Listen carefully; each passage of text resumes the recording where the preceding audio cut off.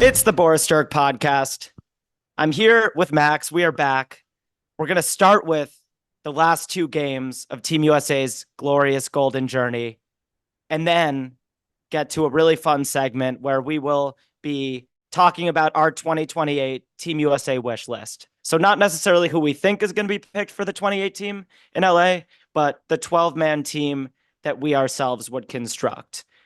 Right now, Elon Musk is live on X throwing softball questions at Donald Trump. It's framed as an interview, but it's not really an interview.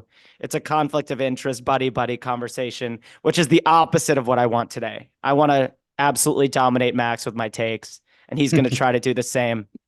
Before we talk about the semifinal and the gold medal match, Max, how are you? I'm good. Those last two games were two of the more entertaining international basketball games I feel like I've ever seen. And I think that semifinal game between the US and Serbia was probably the best international basketball game I've seen, and probably the basketball game that made me feel the most things aside from Knicks games of any game I've seen in the last like 3 or 4 years. The back and forth, the degree to which both teams, I mean, Serbia played an A+ game for 3.25 quarters of that game. And they didn't like give it away down the stretch. The US just took it, raised their level of play to an absurd level. Like I we saw throughout the Olympics how much the world has caught up, and it's a talking point that's been repeated over and over again, but it's really true. Like going through these Olympics with the margin of victory that the US did, like if they beat every team by 15, I think that would be more impressive than like the dream team coming in and beating everyone by 40 back when there were like a dozen NBA players in the whole Olympic field, and now it's 70 or something like that. So really fun watching Olympic hoops. Probably the most fun I've had watching international basketball that I can remember. And it's just going to get more and more competitive. And I'm excited when we get to 28 because that's going to be a really competitive tournament. I fell in love with Olympic basketball. I like the 40-minute games. I like the pace. I like the short commercial breaks. I like that I didn't see a gambling ad in like hours and hours of Olympic basketball. The whole experience was wonderful. It's so fun seeing guys like Dennis Schroeder, Franz Wagner, obviously these role players on Serbia, Bogdanovic specifically, just with a special type of confidence that you get from just being one of the go-to guys on your team. What really stood out to me, looking at the box score after watching this whole game, is just that Jokic plus Bogdanovic shot 3 for 16 from three. And down the stretch, Serbia's shooters, the guys who had been making shots all night, Avramovic, Dobric, even Bogdanovic until like the fourth quarter, they tightened up. Yep. And Team USA stormed back, and we had Steph Magic and all that. But there were a couple wide open shots created by Jokic down the stretch that truly could have iced this game. Like, even when it seemed like the USA was back, and like I went into half saying I think Serbia was up 11 and they needed to be up 20 and the cushion wasn't great enough and Team USA was going to come back. There were moments in the fourth where after Team USA had forged the comeback, Serbia had a couple dagger possibilities and they couldn't get one to fall. They left USA in the picture for too damn long. And then Curry went off. My little brother bet on LeBron to get a triple double in this game. I told him he was fucking nuts and it was just money down the drain. Guys don't get triple doubles in the Olympics. It's a 40-minute game. They're not playing 30 minutes. There's only so much ball to go around. And what do you know? LeBron James, closer to 40 than 39, gives us 16, 12, and 10, was the game manager, probably the sharpest player all game, even with Steph's 9 threes. Like LeBron was still the epicenter, still the like emotional rock of that USA team in the Mm-hmm. semifinals as well. But this was an absolutely memorable Steph experience, a memorable LeBron experience. I couldn't believe it. And also just a masterclass from Jokic. He was 0 for 6 from three. My brother also bet on Jokic hitting 1 3 in this game. So that was really painful because Jokic almost never takes 6 threes in a game, and he just couldn't get one to fall. Yeah. 7 for 17, but he's the reason their snipers had wide open looks. He just created everything for Serbia. So I didn't feel like it was anything short of a great performance from Jokic as well. Yeah, there were so many plays in those first like 3 quarters of that game, even going into the fourth quarter where like a American player would try to gamble and steal an entry pass into Jokic, and I'd just be screaming at the TV like, "No, no, you can't do that!" And then as soon as the ball hit Jokic's hands, it would just be one skip to either a wide open corner three or a layup. And down the stretch of the game, like Embiid gave up a number of offensive rebounds, but that was because, I mean, first of all, LeBron guarded Jokic the entire fourth quarter, which was just nuts. He was battling for position. He was doing a great job. Embiid was kind of lurking and help, and I think he was really focused on that. And then whenever the ball would come off, he would not be in position to rebound it. And the power forward for Serbia was just sneaking in and grabbing all these baseline rebounds. I think it probably would have been Durant's responsibility to try to like cover for Embiid, but Embiid also should have been getting a few more of those. He did shoot very well down the end of that game and brought the US back as well. But yeah, Jokic just absolutely controlling the game. I was so impressed with him, and he punished the US every time they tried to outthink him or gamble or get away with a double. I was furious with Edwards in the first half of that game because he was gambling all over the place on defense. He was turning it over, and it's just like this Serbia team is too good. Like you get into a half court battle with them, that Jokic problem is still pretty unsolvable as far as not being able to play him one on one, and then him just generating open looks for his teammates whenever he wants. Like that's not going anywhere. That's a and that's probably it's a reminder of how the Nuggets are still super dangerous because that single central piece of it is still unsolvable and not going anywhere. Yeah, I mean And Jokic's favorite food is a double team. Like I think it's actually his worst nightmare when he has to score one-on-one. He'll do it. Like yeah, he'll still put 20 on the best big defender in the world. He made Anthony Davis look hopeless in round 1 of the playoffs this year. But yeah, the doubles on Jokic were just easy kickouts in the shooting pocket to an elite Serbian shooter. And that first half was absolutely nuts because you still got to make them. And like Avramovich was just slinging. And yes. we were just laughing on the couch. Like, who is this frail little man? Just lefty launching with a mechanical release. It was just wet every time. He was bringing Steph and Joel into pick and roll, and just, Steph couldn't quite get over in time. Joel was dropped way down, and he was just stepping into those confidently and all first half knocking him down. Now, fourth quarter, when you have three of the, 12 to 15 best players of all time making signature plays in Durant, LeBron, and Curry, those shots get a little bit tighter. And yeah, we saw there was like a leaning one down the stretch where I think it was either like a 2 point game and Serbia could have gone up one. It was something of that nature. He misses, and then I think it turns into the LeBron layup going down the other way. And yeah, I loved also seeing the big three because I think the Serbia game was kind of like more of I mean, Steph was insane in that game, but the collective finishing or the collective like finishing push down the stretch where the big three of LeBron, Steph, Durant all got like their signature moment where Steph hit the three to put him up for good. LeBron hit that sort of, locomotive transition layup. And then Durant had the just ice cold 20-foot hezzy pull up Jimbo to ice it. Like I loved seeing them playing in relevant games. It also made me a little bummed for this upcoming regular season because I don't think the Lakers or Warriors are going to be playing in games outside of the first round. And even then, they would be lucky to even get to games in the first round. And I think if their rosters stay as they are now, the Suns have a better chance maybe of making it to the second round, depending on how some of the like vet min guys pan out and how well Budenholzer can sort of get this whole experiment going. But I just want to see like meaningful second round games from those guys because they still showed like LeBron, and we talked about this on the last pod. I've been trying to figure out who the fifth best player in the NBA is, and I find it really difficult. I think the top four is pretty clear. It's Jokic, Luka, Giannis, and Shea in some order.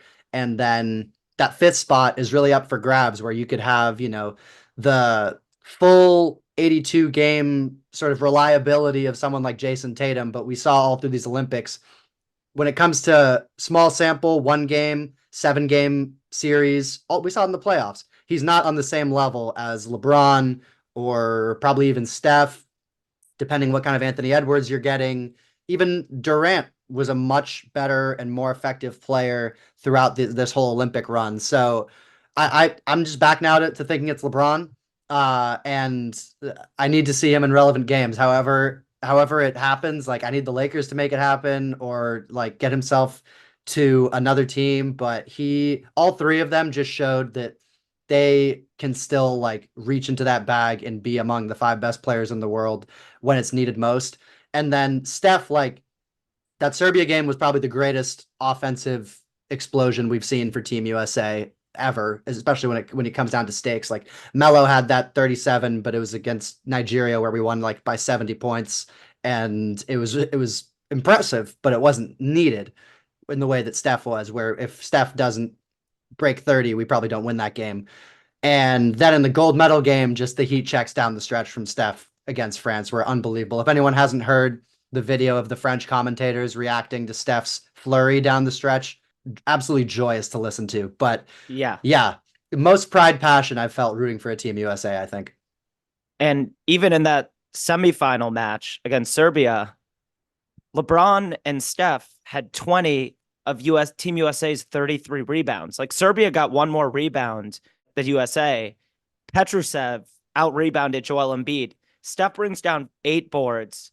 I think they're a combined, 75 years old now? Like, I won't shut up Mm-hmm. about LeBron's age. Steph is a 36-year-old small guard who's still making key physical plays for Team USA. I mean, this is also a physically different version of Steph than like young Steph. Like, he's a lot stronger now. I think it's helped him defensively. It's helped him as a rebounder, but like, that was one of the most surprising pieces to me about these last couple games is LeBron had some grown man rebounds. Like he might not have the 45-inch vert anymore. He still looks like one of the most athletic players in the world. And Yeah, when Team USA needed a loose ball most, it was LeBron rising above the fray and coming down with a grown man board to end a defensive possession and get things going for the offense. yeah. It just absolutely absurd. Absolutely. And I want to shout out France because I think they really didn't have any business being in this gold medal game, I don't think. And I tweeted this about a week ago when they qualified for it, but this is a team where they're kind of between their golden generation of like the Tony Parker, Nick Batum is getting pretty old, Fournier, Petrus way back in the day, Turioff, like they're out of that generation. The generation after that kind of missed in terms of Ntilikina, Killian Hayes, like uh they didn't get quite as many, they didn't get any stars out of that generation outside of Rudy Gobert, who couldn't get on the court in these Olympics because Wemby's just a better version of him than him at this point. And you can't play Rudy Gobert like your power forward. He's just not offensively skilled enough and not mobile enough on the perimeter. So they had a baby Wemby, none of their like older generation stars, and none of the younger generation in terms of like 4 first-round picks this year for France between Sarr, Riza Shea, Tijan Salan, Pacome Dadier. None of those guys are on the team yet. Nolan Traore, who's going to be probably a top 5 or 10 pick next year, who's a guard, and their guard play is like kind of what was their bugaboo all Olympics long. That wasn't there yet. The fact that they were already able to get to the finals game with a baby Wemby and the current collection of talent they have, I think is impressive as hell. And in 2028, they're going to be a massive problem when Wemby, at that point, we expect will probably be a top 5 player in the league conservatively. And you add in if any of these first round picks from this year hit, any of the younger guys, Koulibaly, who didn't really play much in the later rounds of the Olympics. And then they'll still have guys like Yabusele and Lasorte who were really big for them throughout this Olympic run. I was really impressed with France, and they are coming. They have a real chance to win the gold in 2028. Yeah, and I think even going into the gold medal game, Wemby was shooting under 40% from the field. None of his efficiency numbers were eye-popping, but I felt like he was playing amazing basketball, just changing everything as a defender. And also like shooting with confidence. I don't think there was ever a time in the tournament where defenses didn't respect his three-point shot because Wemby, with his feet set, is just a really reliable, pretty shooter. And he didn't let his poor shooting for the first chunk of the tournament impact the way he attacked Team USA in the gold medal match. So yeah, it was an absolutely ridiculous Wemby experience. Also, shout out Devin Booker. He's been getting deserved love. I think for people who were looking at Devin Booker's box score in the Serbia game and wondering why Jason Tatum didn't play, I counted like 8 Devin Booker hockey assists in that game. Like he was the first swing and a swing that led to a 3 for Steph, guarded his ass off. In the semifinals, he made Bogdanovic's life hell. In the gold Yep. medal match, he made Cordenier a non-factor. And Cordenier was kind of like the guard spark plug for this France team throughout the Olympics. I saw our guy Chris Persani in front of the pod say that maybe Cordenier could be like the Fournier for France moving forward, like the scoring guard. He sure didn't look like it in the gold medal match, and that's all credit to Devin Booker, who adapted to a drastically different role than he's used to better than anyone on Team USA. Yeah, he was doing his best Drew Holiday impression out there, and by the end was a more effective like version of that player than even Drew was for that team. Although Drew was pretty awesome throughout the tournament and felt like he didn't miss a three. His true shooting in the Olympics has to be close to about 80%. Yeah, major shout out to Booker when we're talking about 2028 and who's going to be on the team. He's an absolute lock. He's probably going to be starting again, just with especially well, I guess it's not going to be Kerr for the 2028 Olympics, but with the sort of goodwill he's built up with the Team USA program and just his ability to, be malleable and play all sorts of different roles, play off ball, play on the ball, defend, spot up, cut, everything. He's an absolute lock to be on the team in 4 years. So wonderful Should we Olympics. get into it? Let's do it. Yeah, this is a hard exercise. We talk about the depth of talent internationally, but there are so many guys who are kind of the same level of quality from America that this was hard as hell. Yeah, I mean, I for 2028 in LA, which by the way, I think is gonna make even more American guys want to fight for a spot on that team. Hmm. I had a long list of like 45 guys. Like it got a little ridiculous. But one of my favorite things about this Olympic basketball experience is just realizing how important it is. To fit into Team USA, you need to be comfortable contributing without the ball in your hands. And that's what became an issue for Tatum. That's what became an issue for Brandon Ingram in the 2023 FIBA World Cup. That was actually, I think, the first time in FIBA World Cup history that multiple countries hosted. It was the Philippines, Japan, Indonesia, from August to September of last year. And Brandon Ingram really struggled because similar to Jason Tatum, although a lighter version, Brandon Ingram needs the ball in his hands to be effective. And like the assist numbers are always pretty. He's definitely a good passer, but it usually is a good pass that is preceded by 4 or 5 seconds on the ball for him to gather his thoughts and make a play. And those guys, if you're not going to be the LeBron of the team, if you're not just like the point guard, number one creator, that's an issue. And Steve Kerr's going to have a hard time playing you. We can argue over whether Tatum deserved more minutes than he got, but it's undeniable that weakness in Jason Tatum's game had a lot to do with why this was a disappointing few weeks for him and the Celtics Mafia. Before we start this exercise, we should say, we're projecting for 4 years from now. A million things are going to change. Guys are going to get hurt. Guys are going to break out. 4 years ago, 26-year-old Derek White was averaging 25 minutes per game on a tanking Spurs team. Yeah. Ben Simmons was third team All NBA. Andre Drummond received a second team All NBA vote. So 4 years later, Derek White is a key contributor to the gold medal team. Ben Simmons seems like he's on the verge of being out of the NBA.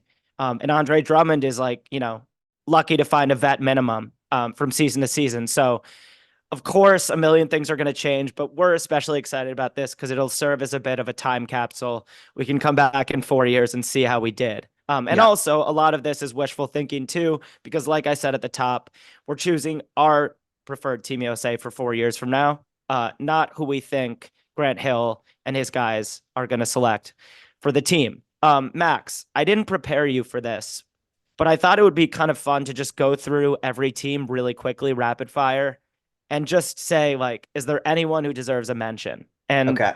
almost every team has one guy who made my long list. I'm going in order on the NBA teams tab on ESPN, and just tell me if any names come to mind. For Boston, I put down Tatum, Jaylen Brown, Derek White, who's going to be 34, but seems like a guy who's going to be really good at 34. Hmm. And that's it. Would you agree? Yes, I'd agree. I think Tatum and Brown. Tatum's a lock if he wants it, and that bridge isn't burned, which I don't. I would think that would be pretty soft to burn that bridge, but if it's not burned, it's a lot. He should be a lock, and I would be surprised if Brown wasn't on the team as well. White, we'll see what he looks like at 34, but yeah. Brooklyn Nets. I wrote down Cam Johnson on my really, really, really long list, but he'd never make the team. There are just Yeah, too many good shooting options. he's gonna be kind of old by that point too, isn't he? Like almost 30 already, Yeah, or he no? entered the league at like 23 and he's going to be 32 and 28. So, Okay. there aren't that many centers. So, like Nick Claxton could theoretically take a leap and challenge for a spot. Unlikely. New York Knicks. I think it's pretty obvious we've got Brunson and Bridges. Yeah. OG can't play for the US, right? I was wondering, I assume he can't. He's British according to Google, but He's British. Yeah. I think he has Canadian eligibility. I don't know. Interesting. The Sixers, I think Maxi's the only guy. Yeah. Embiid's gonna be 34. Yeah. Maybe. I don't expect him to age super well, and he also could be playing for Cameroon in 4 years. So let's just say Maxi. Toronto Raptors on my really long list. I gave quickly a quick No, thought. Quickly No, doesn't. yeah. No, there's too many guards. I love Quickly, but there's too many Yeah. guards. Scotty Barnes is the only real Yeah, conversation here. On the Bulls, I'm not that much of a Matas Buzelis fan. I don't think they have a guy not in who's four really years. No. yeah. Cleveland Cavaliers, I would say Donovan Mitchell, maybe Garland. Evan Mobley certainly has a chance. Like he's getting better and better. I don't think he's quite there, but his name deserves a mention. On the Pistons, I have Cade, who's firmly in the conversation for me because I'm just a Cade truther. Hmm. Don't say Ron Holland to me because I won't allow it. No. Uh, If Claxton gets a mention for centers, if they need a big body, maybe Duran gets like a cut, but I would be surprised. eh, I'm not the biggest Durant guy, but Me sure. neither. Pacers, Halliburton. That's it. I wish I could say Nemhard. He's Canadian. So that's pretty much it for Indiana. How old is Milwaukee. Miles Turner going to be in 4 years? 32. Yeah, that's an interesting mention. Hmm. The Bucks don't have anyone. No, The Hawks, you'd think Trey Young, but I don't think he's a good fit on Team USA. too many guards. I don't see why they would want Trey Young messing up the switchability of like the elite defenses that Team USA tends to compile. And Jalen Johnson, he's getting better and better. He could be in the mix in 4 years, but it's a long shot. Yep. Charlotte, I'm not a Brandon LaMelo. Miller. Yeah, Brandon Miller. I'm not a LaMelo guy. Mark Williams, the center, is just not going to be good enough. But I just mention him because there are fewer great American centers than you'd think. And AD is going to be 35 in 4 years. So we'll talk about that. Miller's got the best shot, I think. Yeah, Miller. Miami is just Bam. Bam. And I think that's it. That's all the only Hmm. guy you can bank on at this stage. Jimmy will be too old. Orlando is Paolo for sure. Paolo played for the 23 FIBA World Cup team that came in fourth, but was really good. And obviously, Paolo's on his way to superstardom. Yep. Jalen Suggs has a chance to maybe become like a Drew Holiday type guy for this team. I think every Team USA needs like a Drew Holiday, Derek White type player, and if he has that sort of growth trajectory, I could see Yeah. him. Washington, I think all of their premier talent is international. Bub Carrington is 19. I bet Bub Carrington will play for a Team USA before his career's over, but Woo. I think Bub might be on the team in 32. We'll come back to that. Nice. Denver Nuggets. I don't really see it. Aaron Gordon's going to be 32. Does anyone come to mind for you? No. Okay. The Wolves, I think Cat's going to be 32 as well. Jaden McDaniels isn't quite there, but certainly has the talent to be in the conversation in 4 years. Hmm. OKC, obviously, Jalen Williams and Chet, who you're going to hear a lot about today. Yeah. Portland, I have some high hopes for Scoot, but he's just not going to be there, I don't think. Donovan Clingan, more on that later. Oh. Hold on to your seats. The Jazz have nobody. I thought hard about this one. You would need a massive Keontae George leap, which I don't think either of us sees coming. The Warriors have Pajemski. Kuminga's Congolese, so I think he's out of the conversation. Pajemski, I really believe in. I don't know if he's going to be that Team USA good in 4 years, but he was on the select team and apparently turned a lot of heads with his play when he was helping sharpen up the first team for the Olympic run. He'll be a World Cup guy. Should have mentioned Hawkes too for Miami. He'll be a good World Cup guy Oh too. yeah, my bad. Clippers, I don't think have anyone. If Unless Kawhi couldn't, yeah, Kawhi doesn't play for the next 3 years and then yeah, decides the last thing he needs for his resume is a gold medal. we could load manage Kawhi and play him in the gold medal match. Lakers, Nobody that I can think of, No. unless LeBron is truly about to do something that will never be done again, which I I think he's mean, already done. I think AD will be on the team, but yeah. Yeah. Oh, yeah. We're going to talk more about AD because I don't know. Maybe we just assume at this point now that a lot of the best players in the world are going to be close to their peak still at around age 35. AD doesn't seem like he'd be a candidate for that type of longevity just because it's been such a crazy injury track record. But Hmm. who knows? We shouldn't write him off, especially because of the front court depth that Team USA will need in 4 years. On the Suns, Booker, KD is going to be on the verge of 40 for the LA Olympics. LeBron has proven that it is humanly possible. KD doesn't have LeBron's health track record. So Sacramento, we've got De'Aaron Fox, who's going to be 30. That's a really interesting one because De'Aaron Fox has been really good now for a few years, but I have a hard time seeing how he'd really fit on a Team USA without a couple major tweaks to his game. Shout out Devin Carter, who's right there with Mm. Jalen Suggs, in my opinion, as a guy who in 4 years, maybe, just maybe, could be like a Derek White type candidate, Hmm. a guy who will do everything without the ball. The Mavs, I mentioned PJ Washington. He's 25 now, so he'd be 29 in LA. I still think that's a stretch. Kyrie's going to be, I think, 36. Yeah. It's not unthinkable, but it's definitely a long shot. And I bet Kyrie isn't too fond of Team USA after being left out this year. The Houston Rockets are super Wait, interesting. Oh, what? Oh, Lively could have a Lively. good Yeah. chance with the lack of centers. I did put Lively on my long list. Thank you. Sorry about that. The Rockets are really interesting because they just have a ton of young guys who could pop in a major way in the next 4 years. I think I'm saving my young guy bullets for a couple other guys, but Reed Shepard, Jabari Smith, Jalen Green, they all deserve at least cursory mentions. Amen. Amen Thompson. The Grizzlies have three very strong candidates in Jaren, and Desmond Bain. Vince Williams, shout out, but I think he could be a sneaky World Cup guy. Um, Hmm. if he can get out of his own way and stay healthy, definitely. The Pelicans, Zion, you got to say his name. Just Who one. the You got to just say it. Mhm. Trey Murphy seems like a guy who could take a leap and be in the mix in 4 years. He certainly is good enough to play on a World Cup team. Just an all-world shooter. And then Herb. Herb Jones, all-world defender, who, if they decide to go in a slightly different philosophical direction and just bring like one of the best wing defenders in the world who can make open spot up threes, like Herb deserves a mention. And then the Spurs, obviously, their best player is French. Chris Paul is going to be in his mid 40s, so we can't give him the call.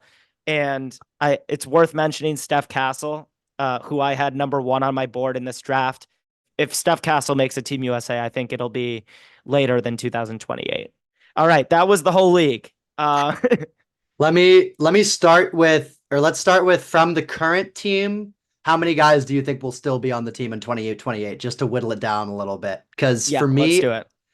I think Book is a lock, especially just the way he plays, as I mentioned. Ant's a lock. Tatum is a lock if he wants it. I think Bam is a lock. Those are like the four locks, and then maybe AD is what I had. Yeah, and maybe AD, which obviously means Halliburton is sort of on the fence. He's Um, yeah. The problem is the strength of the US right now is guards, but the FIBA game is really not. You can't play two small guards at the same time in the yeah, FIBA game. Like you can't throw out a Brunson Jaw lineup, fun as that would be to see, or like a Brunson Maxi lineup or a Maxi Jaw, like especially because these other teams like Germany is huge with the Wagners and Tice and Serbia's got a bunch of big dudes. France is going to be massive. Like you need, I sort of skewed towards physicality, brawn, strength in general, which means like you probably only get two, maybe three small guards when we start yeah, talking about Brunson, Maxi, Ja, Halliburton, Fox, Donovan Mitchell. Like you probably only get to take two or maybe three of those guys. yeah. We talk every year in draft season about just how high the bar is to be like a 6'3" and under ball dominant guard. Even if you're an elite shooter, it's just so damn hard to make it. making Team USA is the epitome of that. It's like, Mhm. why compromise your defense and size for more than a couple of guys? And I mentioned how Steph's added strength in his 30s has aided him as a defender. He was still noticeably the worst defender with a real role on this Team USA. And so I agree with you. Halliburton might not reach an offensive level where he is a must roster for Team USA. Yeah. Let's see. Who would you pick as your starters in 2028? So just like your Yeah. five top guys.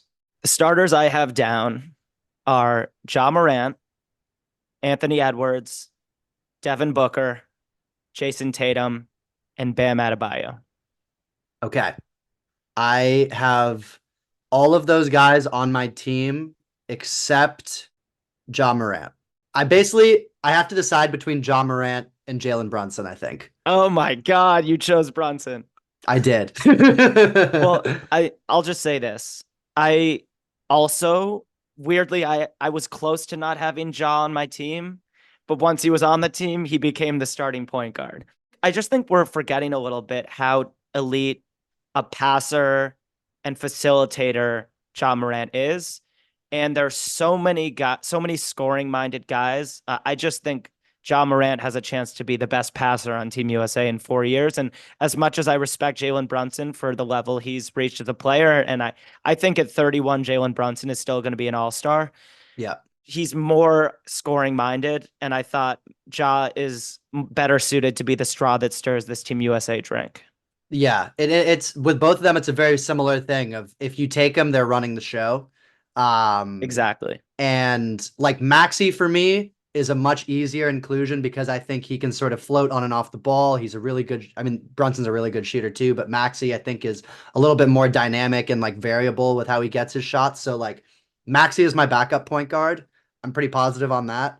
But my starting point guard, I really went back and forth with Brunson and Ja because well, like you couldn't have two more different guards. I think I trust Brunson a little bit more to compete defensively and just to be disciplined defensively than I do Ja. And I like his shooting. So even if he's running the show, like he can be off ball a little bit in a way that Ja maybe can't. Um, and yeah, so I think that I went back and forth a lot on that one. And I don't think you can take any other small guards. Like if you have Ja, Maxi, and Brunson, I don't think you can have another guy under 6'2" on the team. Unless it's like Desmond Bain, who plays a lot bigger than that. If you're taking those three or two of those guys, that means you're not taking Trey Young, you're not taking Tyrese Halliburton, Donovan Mitchell, all those guys. Unless you disagree and you had like 4 or 5 of those guys on there. I did not. I'm with you. I like your point about Maxi's movement off ball and just the variability of his shot diet, because that's another thing. Obviously, Celtics fans are going to say Warriors corruption, but a lot of what kept Steph on the floor, even when shots weren't falling, is the off ball movement, all the things that he does when he's not making threes that make your offense go. But the reason I opted for Ja is just I think we're underrating a little bit the point guard impact that LeBron had for this team, and you need a point guard. It's still a basketball team, Yep. and I could just see Ja being everything that Dennis Schroeder was in these Olympics for Germany. And that's not just because, similar body type, similar dimensions. John Morant, when healthy, is a killer. And Yeah. I think in 4 years he'll still be athletic enough, and his shooting will have developed enough that he'll be the closing point guard for our country's team. Yeah, it would be fun to reassert the US's like supreme athleticism advantage in international basketball because I forget who I think it was Doc Rivers on the Simmons show. He was talking about how like the US calling card used to just be they were so much more athletic than everyone, and now it's really about shooting and how much more like overall aggregate skill they have than other countries. It would be fun to try to out athlete people again, and obviously Jaws the guy to do it. Did you have Chet as your backup center? Yes, sir. Okay, so I could interchange Chet or Bam. Who knows who's going to be better in 4 years? Those are Yep. the two centers. Um, and then you had Book in the starting lineup. He's in my second unit, but whatever. I had Brunson, Ant, Tatum, Paolo, and Chet as my starters. Yeah. Okay, All cool. So yeah, you did a little bit more projection. I feel like I played it safe with my starting lineup, just because I think these guys who will be around 30 who have already played for the team are just going to be so polished and so ingratiated with the staff that like they'll be the best options for us. It's Yeah. more my bench where I start projecting young talent and having a little more fun with it. Okay, so we've mentioned, let's see, like 7 or 8 names so far. Who is Yeah. like, I divided it into like 5 starters, 5 bench, and 2 glue guys. So who's your bench unit? I didn't break them down into categories like that, Okay. but here's who I got. You mentioned Chet. Maxi is also my backup point guard. I think Maxi could end up starting over Ja. It wouldn't blow my mind. If it's my team, I would give that a long, hard look. But I've got outside of Chet and Maxi, my other five guys are Jalen Williams, Paolo Banchero, Cade Cunningham, Mikal Bridges, and Donovan Clingan. So you went Jalen Williams over Jalen Brown. I went Jalen Williams over Jalen Brown. And I have the list of guys that were really hard to leave off. And it's a list of like 12 guys. Yeah. And Jalen Brown is at the top of it. Jalen Brown will be 31 years old. I don't like him as much as a processor compared with J Dub. I think J Dub is going to be one of the best wings in the world and probably more athletic than a 31-year-old Jalen Brown. And then I just prefer J Dub's ball skills. So it's no disrespect to Jalen Brown. I actually think he should have had Halliburton's spot on this team, but I think 31-year-old Jalen Brown is just missing my team. Yeah, I really struggled with that backup wing spot between the two of those guys. I ultimately leaned Jalen Brown, but I could go either way with it. And then, yeah, I've got Maxi, Bam is my backup center, and Book. And then I threw Zion in there just as like a wild card wrecking ball. I would not bet on him being on the team in 4 years, but if we get the best version of Zion in 4 years, where he'll be 28 years old, Ja will be 29, like that class still has a lot of runway in front of them as far as just how high they can fly. And when we talk about reintroducing the US athleticism advantage, Zion and Ja are the two guys to do it if they can. So with the physicality of the FIBA game, and sort of like the need to be able to like score in close and really like thrive in much tighter quarters than you have in the NBA, where a lot of these guys really benefit from the spacing. I'd love to see what Zion would look like in that scenario. It might be a little redundant to have both him and Paolo on the team because you can't play them together, and neither at this point, they're very kind of similar archetypes of players at this point in their career. So it may end up being one or the other down the line. But yeah, so I ultimately for my bench went with Maxi, Booker, Jalen Brown, Zion, and Bam because I had Chet starting.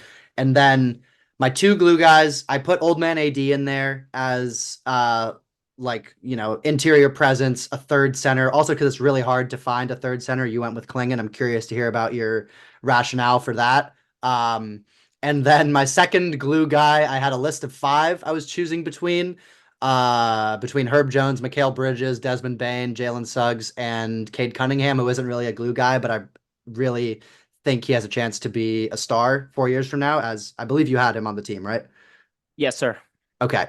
I'd probably lean Bridges, although he's going to be 31. Like I could see Herb at 29, continuing to develop his off the dribble game. But I think one of those two guys and AD. And I really wanted to put Desmond Bain on this team, just because I think in FIBA with his strength, his versatility to play on ball, off ball, like he can run the offense for stretches, but he can also just be an absolutely lethal shooter. He's like a deep 3-point shooter too. So with the shorter FIBA line, I'd be curious to see how that would look. Although he might be too strong and he would throw it over the basket, but I'd be curious to see.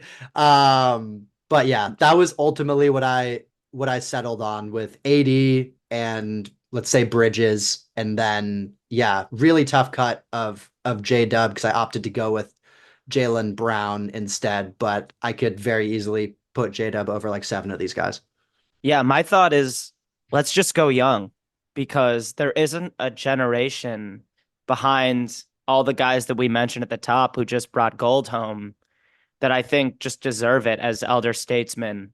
Who knows? I was going to say Jaylen Brown isn't a Hall of Famer. I'm sure he'll end up one if like Yeah. based on how the Celtics are set up to compete for years to come and how amazing he was in the playoffs this year. So I'll take that one back. But similarly to you, it came down to a lot of like 1v1s. For me, it was like Bridges or Bane. I ended up going Bridges for the defense, even though Bane's going to be a year younger. I also really wanted to get Desmond Bane on the team. I went J-Dub over Jaylen Brown. I went Ja over Jalen Brunson. But here's a list of guys that really hurt to leave off the team and just tell me where they were for you in the conversation. So Jaylen Brown, I left off. Jalen Brunson, I also left off. Desmond Bane, I just mentioned.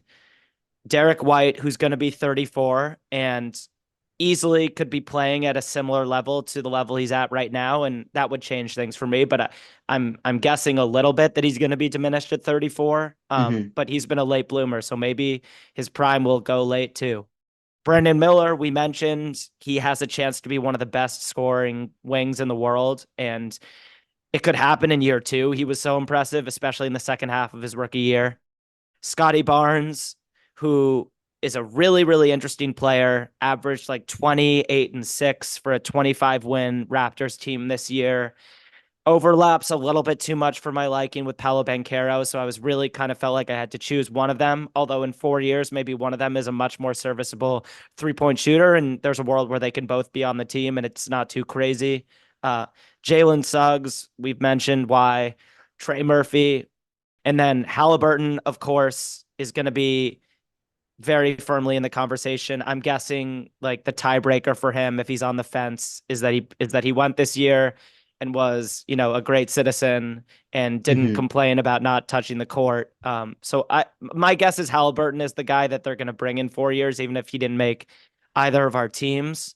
And then De'Aaron Fox, I mentioned earlier, has just been really, really awesome for a few years now. And like has led the Kings to 40 something win seasons in an incredibly competitive West. His 3-point shot is consistently improved. But everything he does for the Kings is so damn ball dominant. And I was looking at like the NBA.com advanced stats, and he scored on like 15 cutting attempts in this past season for Sacramento. Like he's really so little of what he does is off ball. It's just hard for me to imagine him fitting in to a team like this. So I left him off, but he was definitely on the shorter long list. Worth mentioning, maybe Cooper Flag is good enough at 21 that he breaks his way onto this team.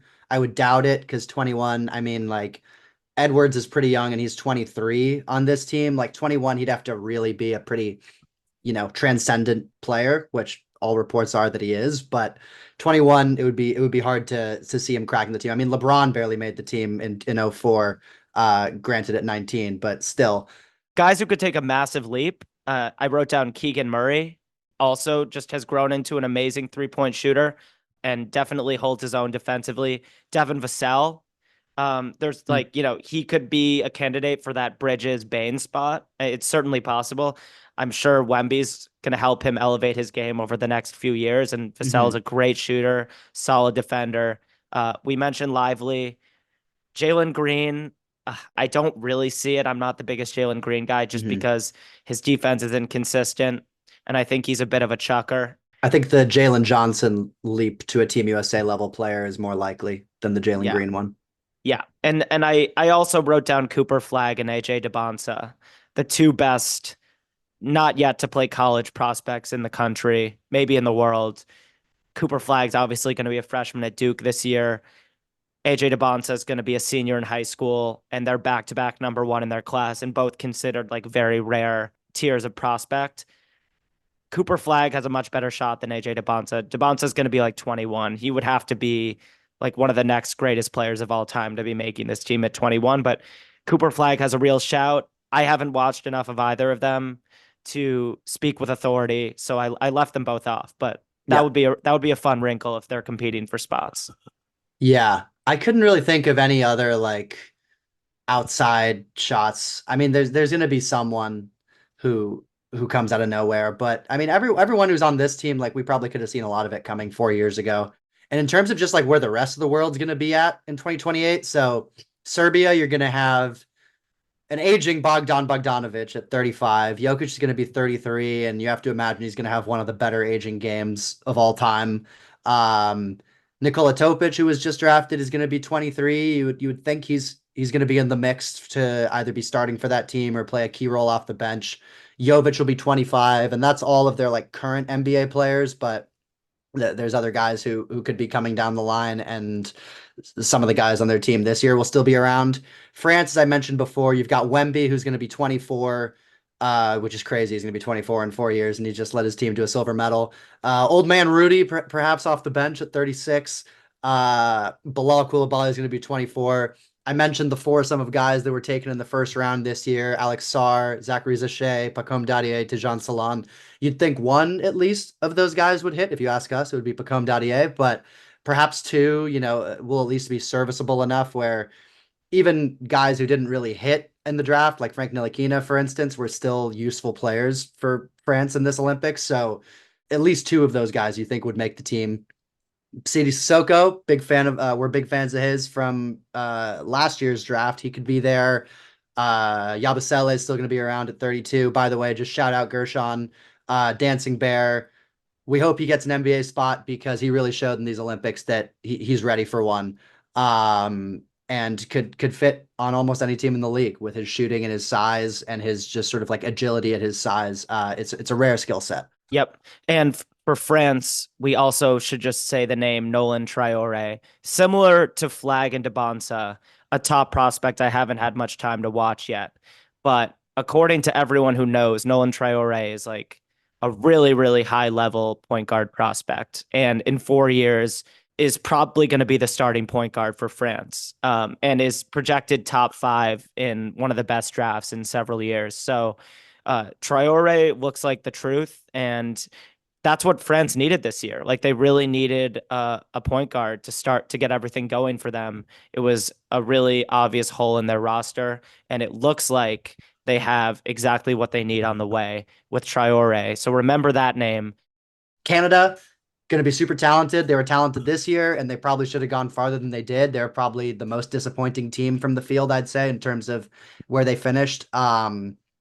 Maybe if they had Zach Edey, they would have medaled. Who knows? They'll probably have him next time around, as well as who knows, Shaden Sharp.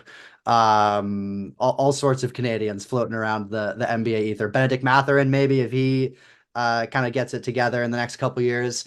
But it's going to be, I mean, 4 years from now, there's going to be like 4 to 5 teams that when the US plays them, they're not going to have the best player in that game, just from an NBA perspective, let alone like, you're going against whatever the 2028 version of FIBA Patty Mills is, where suddenly they're the best player in the game, even though like by all rights they shouldn't be. So I think I'd still lean US over the field in 2028, but I think if for that to be the case, they're going to need a couple summers for the team to build cohesion. I think the talent gap has shrunk enough to the point where you can't just throw a team of 12 together and go win the gold in 2028. If France has Wemby as a top 5 player and then like 2 or 3 other solid starter level players, that's the favorite maybe. If the rest of their guys can develop to that degree. I don't have questions about Wemby, but I lean Yeah. US, but it's really tough.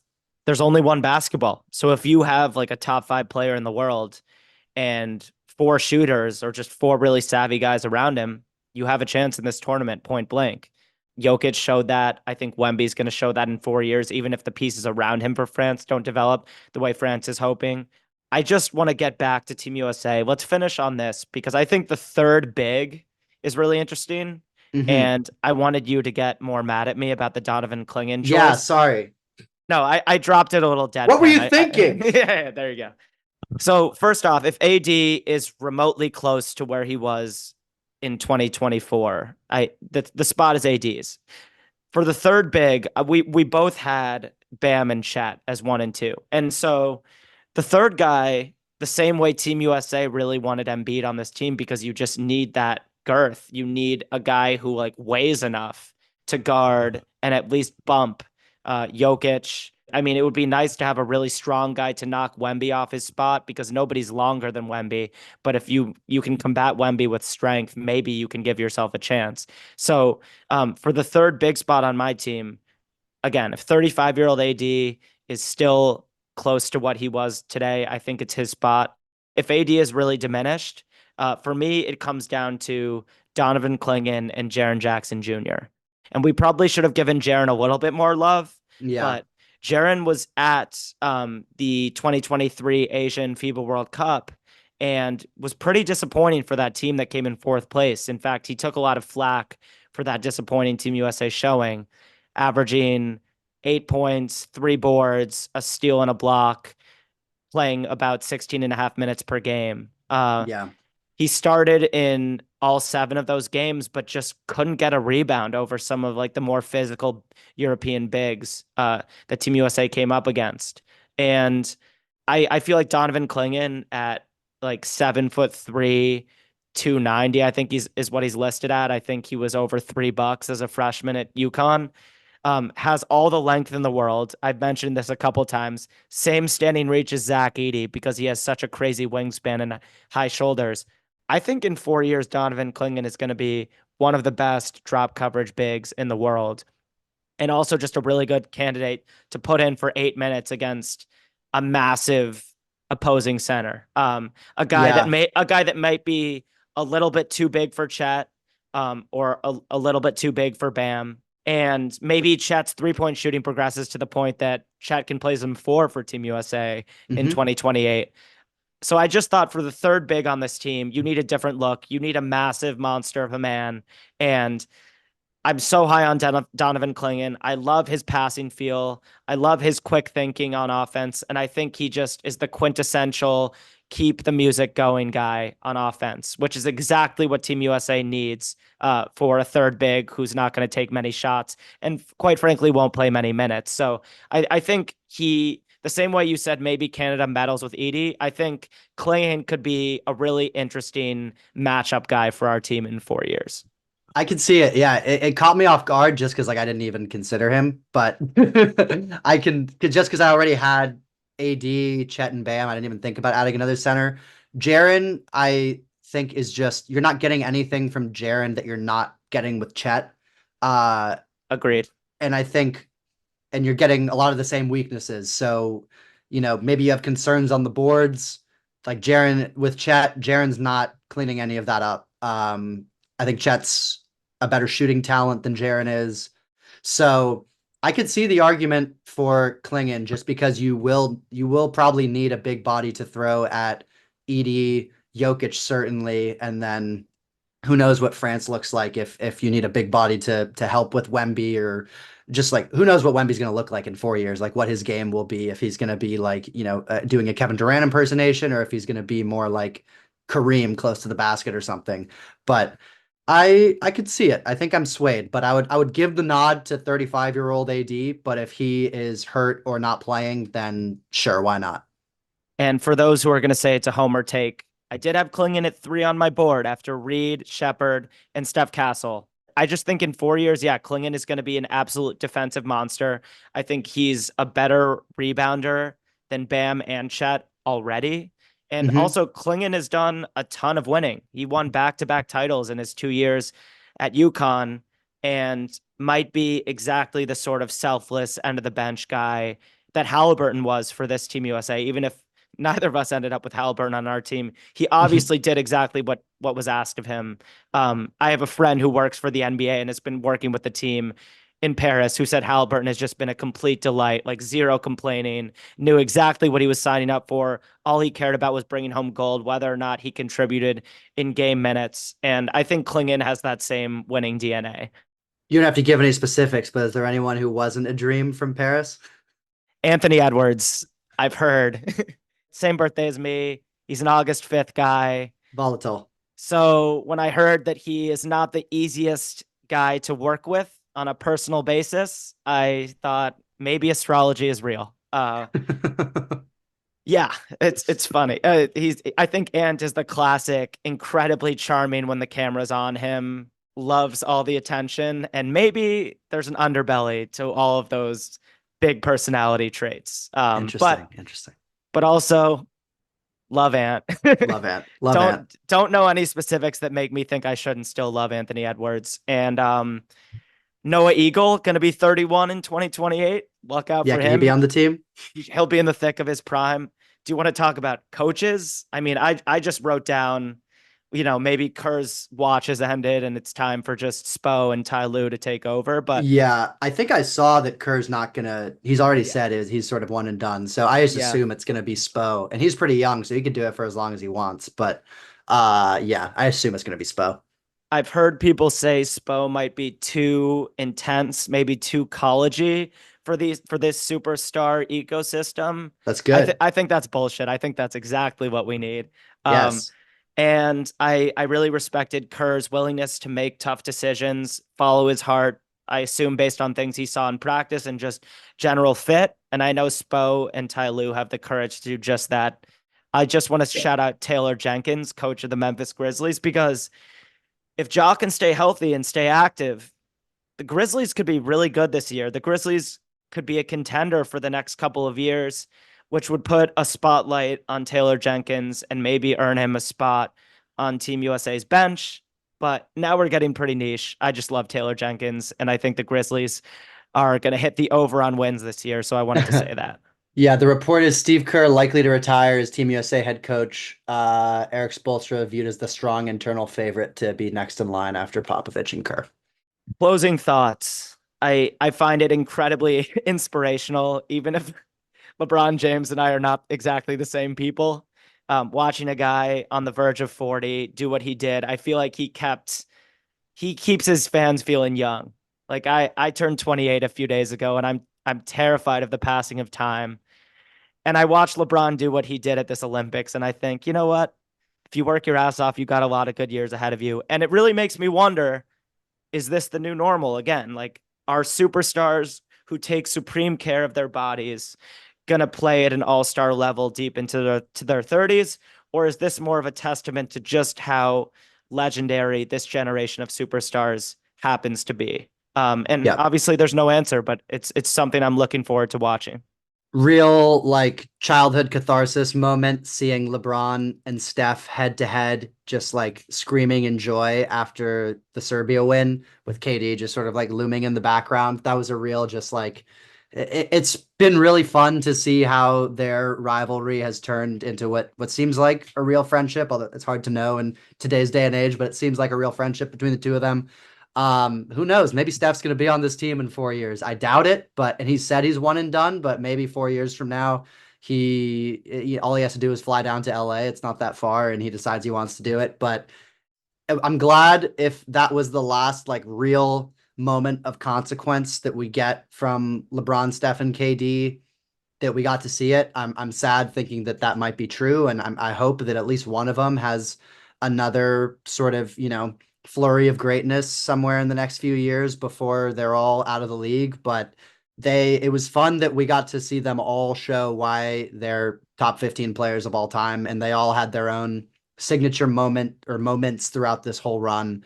And then just in the last couple of years, we've had Tom Brady win a Super Bowl in his early 40s. Djokovic just won gold and is still the best tennis player in the world in his late 30s. Maybe it's just a new landscape, but regardless, 4 gold medals for Kevin Durant is one of the craziest stats in sports history. Like that he's been around for 4 of these cycles, especially given his up and down health over the course of the last several years. He's always managed to be healthy for an Olympic run. Early 20s KD to whatever he is now, 36. He's not a born team leader. He's never been a guy who wants the spotlight, who really relishes being the quarterback of his team, Yeah. but he's an all-time dagger, all-time closer. And maybe he's just a guy who was born to be the best player, or in this case, one of the best players on someone else's team. And that's just fine. And watching KD fit into this Team USA once again and do his thing in some massive moments, I feel like I really found peace with my KD fandom. Like, this is who he is. He's incredible. And also, we saw smiling KD, like a much more open, Hmm. personable KD that we're not used to. There's something about the Team USA environment that just opens his heart. And I kind of felt like I was watching Warriors KD again, like really playing with joy for the first time in a few years. And because KD went to the best team in the league for his 2 titles, I think I'm gonna remember KD more as like the greatest Olympian ever. And I think that will be his number one legacy bullet point for me. yeah, and I think what really cemented it was that Tokyo Olympics a few years ago. Because that team, if you look at the roster we sent to Tokyo, it was not a very strong roster, and KD just and that was a team that lost in a couple of the warm up games, and KD just like willed that team to a gold. KD's played in 4 Olympics. His first one was in 2012. Crazy to think LeBron's first Olympics was in 2004. Unbelievable. Yeah, I guess KD really had a chance to do 5 gold medals. I think only Warriors and Celtics fans at this point could possibly not want Steph to be an LA Laker. Like after Yeah. watching the LeBron Steph synergy, to your point, I really, really hope that this wasn't the last really high stakes game we got to watch LeBron and Steph play, and KD for that matter. But what a run it was. What an unbelievable team to watch, and just an interesting psychological experiment seeing these superstars fit in and share the basketball and try to find themselves in drastically different roles. I'm not going to overreact and say the Suns are, winning a couple playoff rounds, but there's certainly a lot of good karma right now with Devin Booker and Kevin Durant, and it's going to be a really, really fun season. Thank you guys so much for listening, and we will be back soon. Peace.